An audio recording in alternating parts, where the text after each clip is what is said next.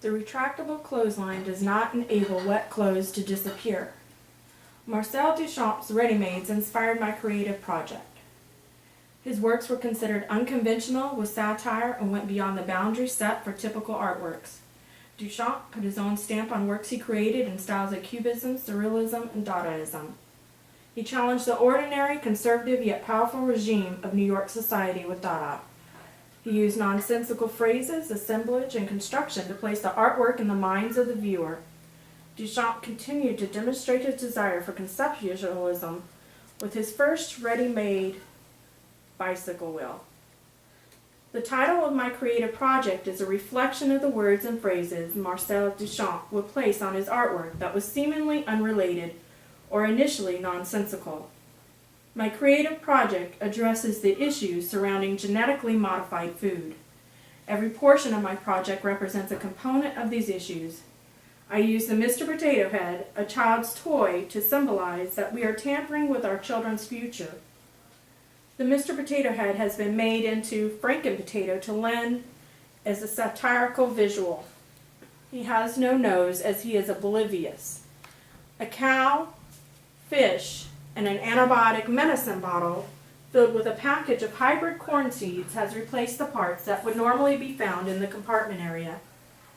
Pest-resistant, self-terminating seeds and antibiotic-injected cows are placing irreversible effects on our soil and our health. The compartment door has a food label with a piece of California that alludes to the regulation Monsanto was fighting against that California requested labels. The Franken-Potato is eating a bowl of cereal with fruit. The milk is made out of cotton, which is another genetically modified pest-resistant crop.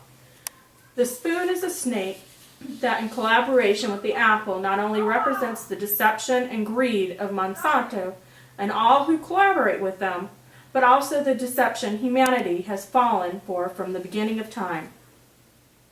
The apple is stacked in a Cubism fashion, but does not quite meet Picasso's version of Cubism, which is a tribute to Duchamp's version to the mainstream.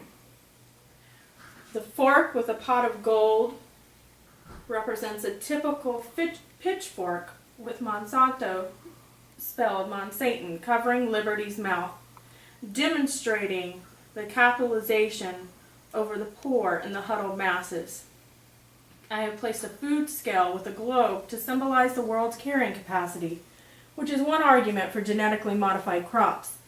The fruit puzzle demonstrates that we do not know what is inside our food, or how to ethically solve the world's food problems.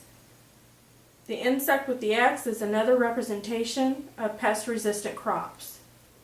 The retractable clothesline does not enable wet clothes to disappear, nor does the non-labeling and revolving door of Monsanto make the detrimental effects of genetically modified food disappear. In the true spirit of Duchamp, I have left one component, the suction cups, for the minds of the viewers to discern and conceptualize.